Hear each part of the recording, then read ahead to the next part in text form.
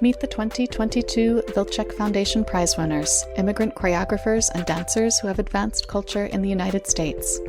Spanish-born flamenco dancer Soledad Barrio has dedicated her practice to evolving and championing the art of flamenco.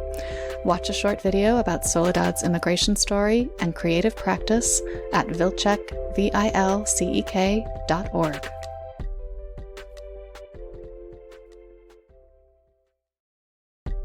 The Ruth Page School of Dance at the Ruth Page Center for the Arts provides the highest level of training to young dancers and professionals. Audition now for the school's International Dance Experience, a 4-week summer intensive featuring teaching artists from all over the world. For more information, visit ruthpage.org.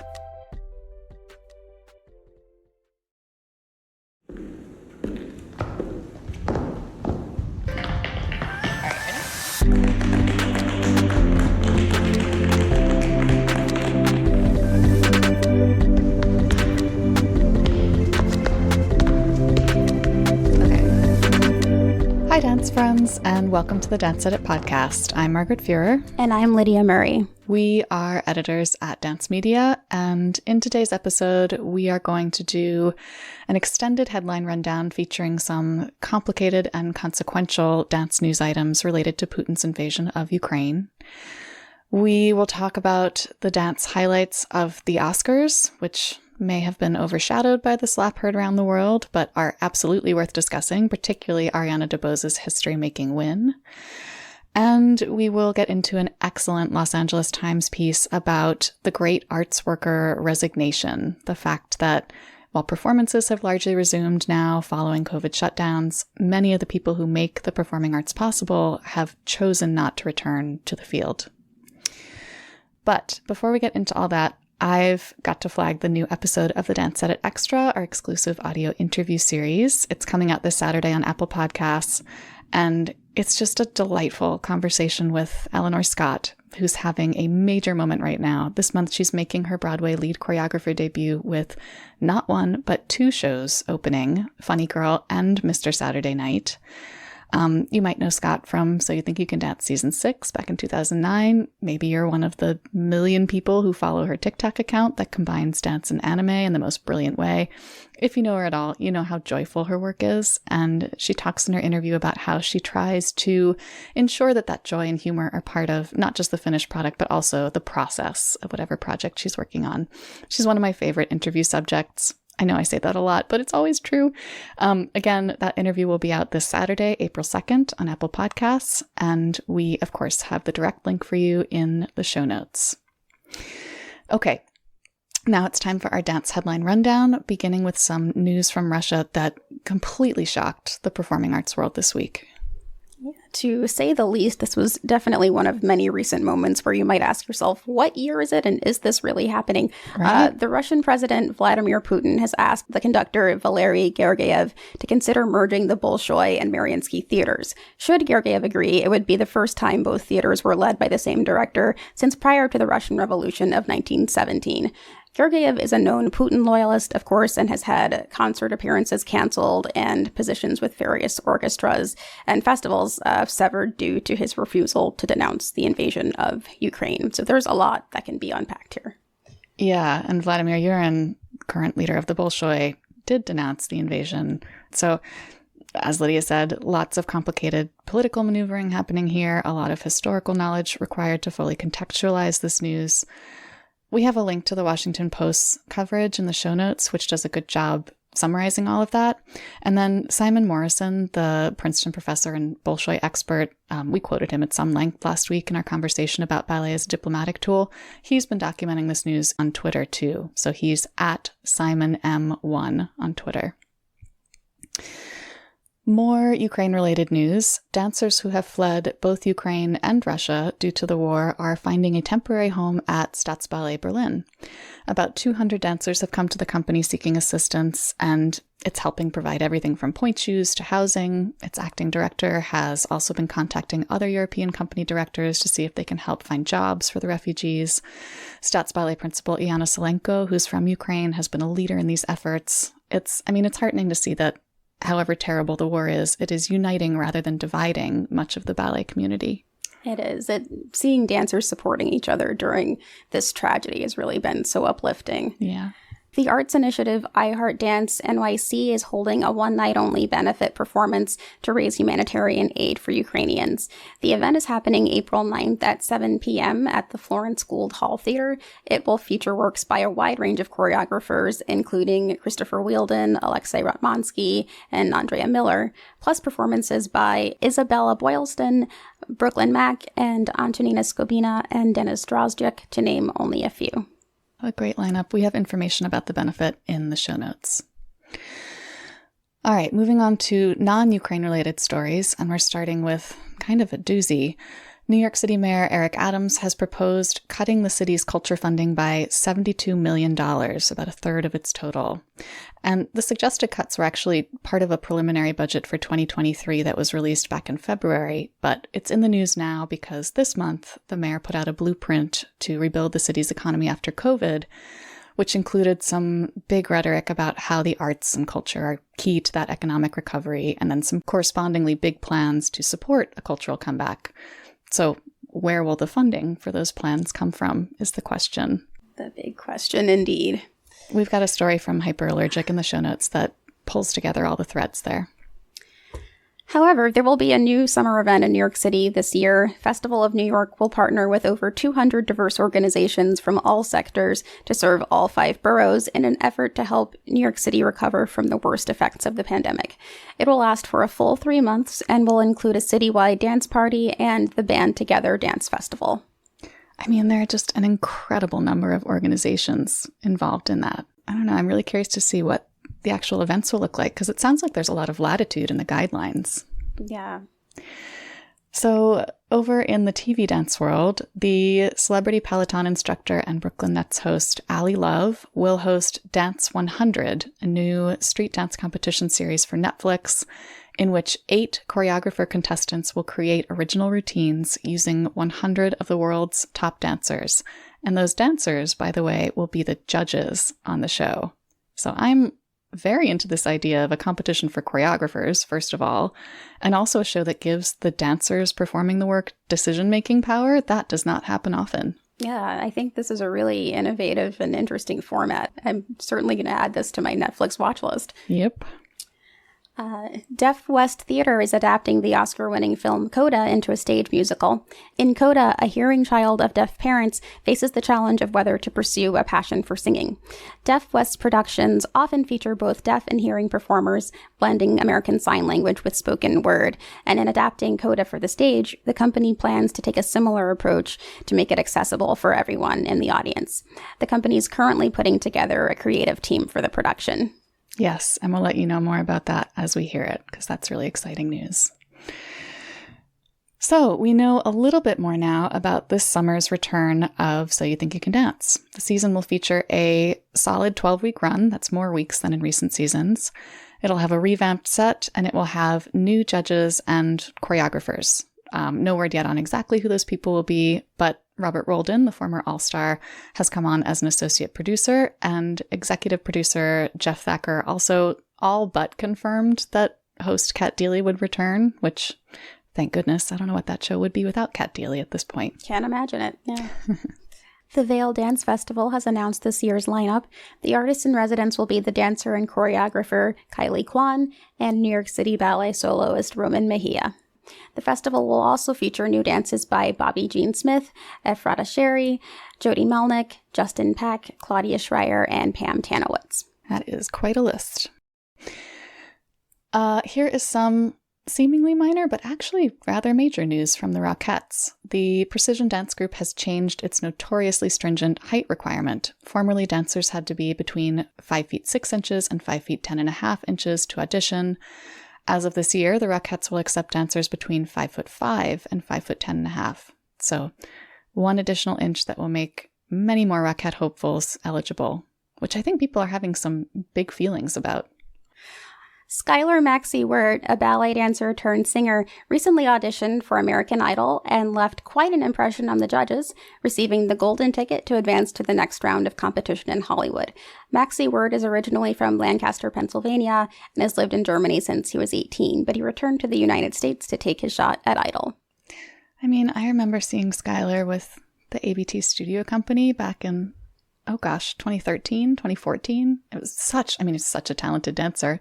Apparently also a very gifted singer. Must be amazing to have that many talents. It's almost unfair. Speaking of dancers making pop culture news, and actually speaking of double and triple threats, in our first longer discussion segment today, we wanted to talk about the dance highlights of Sunday night's Academy Awards, because you might not have known it from the news coverage, which was dominated by Will Smith's altercation with Chris Rock, but dance and dancers did play an important role in the broadcast. We saw some great performances that were driven by choreography, which we'll get to in a minute.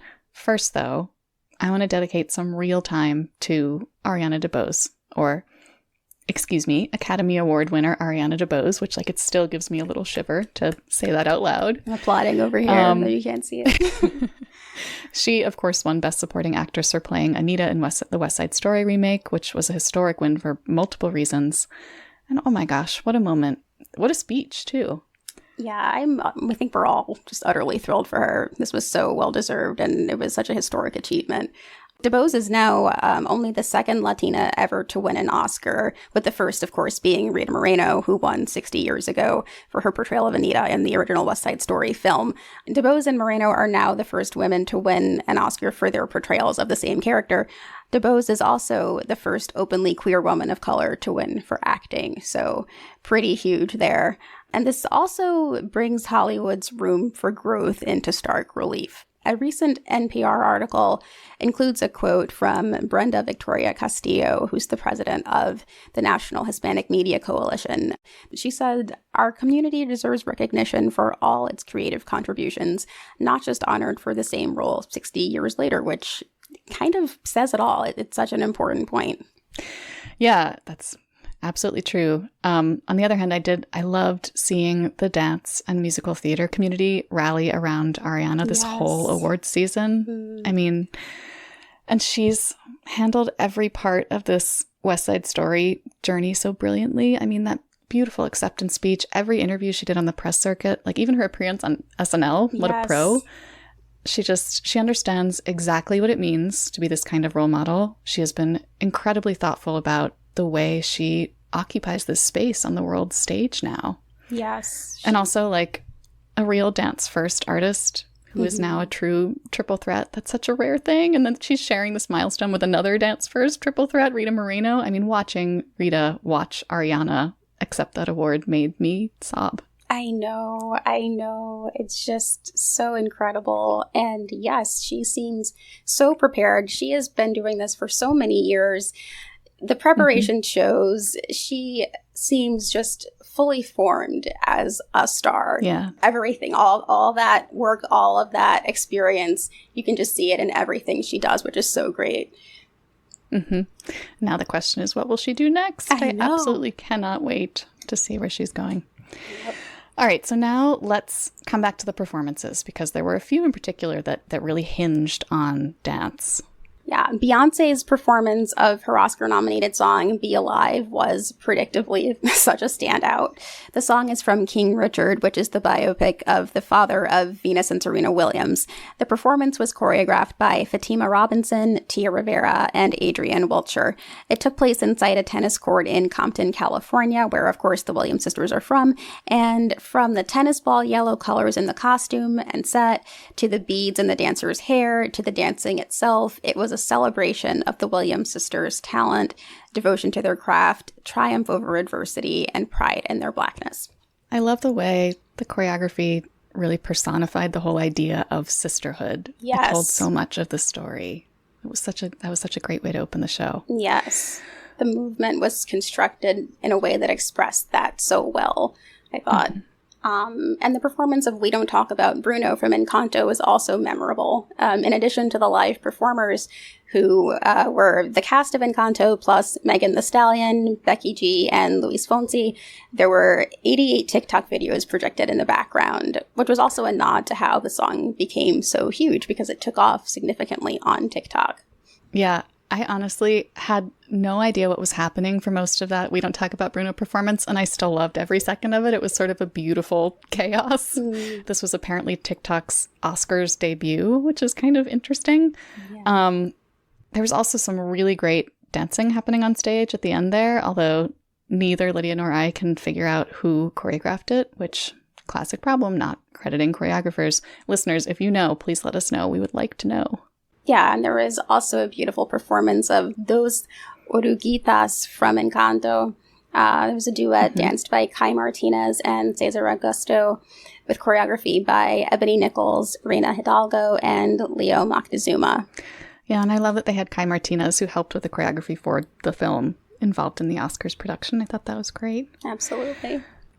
Just going back to We Don't Talk About Bruno for a second, speaking of crediting choreographers, I wanted to close out this Oscar segment just by shouting out the choreographers behind some of the year's biggest films, since there is still no Academy Award for Best Choreography.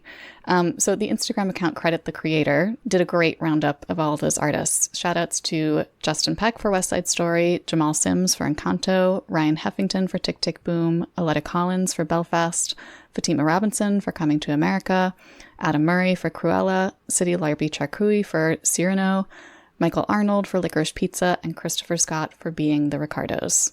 Congrats to all of them. Please go follow at Credit the Creator on Instagram for more of that type of content. All right, last up today, we wanted to discuss an LA Times piece from this past week about the arts workers who have chosen not to return to the field as performances resume. For many artists and administrators, the COVID pause offered time to reflect on what was missing from their pre-pandemic lives and the issues they'd been putting up with, quote, for the sake of the art, unquote, that they were no longer willing to tolerate. This is, of course, part of the great resignation that's affecting many professional sectors and which has been much talked about. But, early on in the pandemic, some cultural critics actually predicted that this would happen in the arts specifically, where infrastructure was so thin, where salaries were so low, where everything was already so precarious, even without all these COVID stressors. Yes, and the piece in the LA Times profiles 10 artists who have chosen not to return to full-time employment in the arts, opting for other careers instead. They've gone in directions ranging from the corporate world to public policy and more, and some really important themes obviously emerged. One is that you don't have to be an arts worker to have a life in the arts. You can be a patron, you can create your own work in your free time, or find another option and still honor your commitment to your passion. If working in the arts is taking more from you than it is giving, finding an alternative not only helps you, it enables you to pour back into creative communities. Yeah.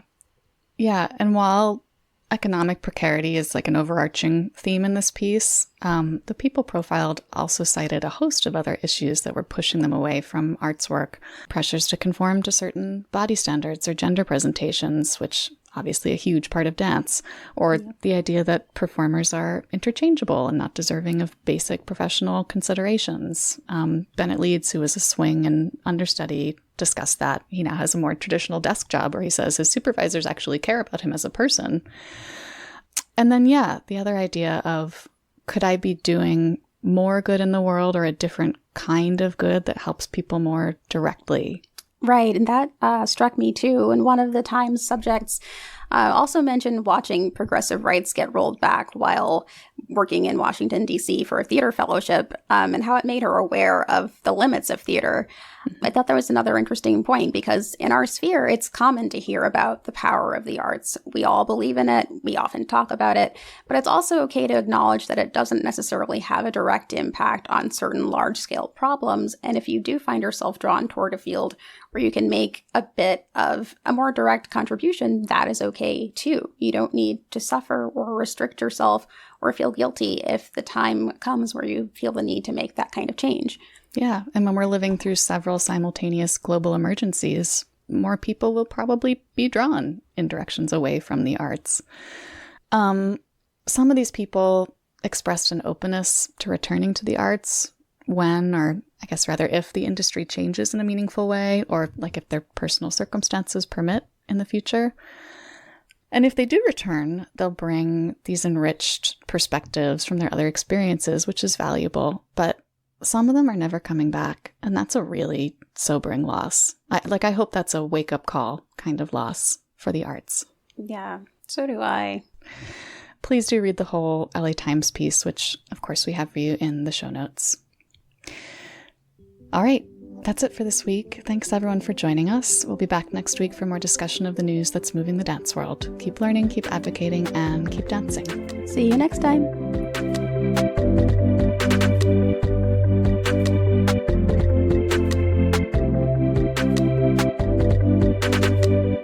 The Dance Edit podcast is a product of Dance Media, publisher of Dance Magazine, Dance Spirit, Point, Dance Teacher, Dance Business Weekly, and the Dance Edit newsletter. Our hosts are Amy Brandt, Courtney Escoyne, Margaret Fuhrer, and Lydia Murray. Our music is by Celestine, with special thanks to Broadway Dance Center for helping us record those footfall sounds. Find out more about the Dance Edit and subscribe to our daily newsletter at thedanceedit.com.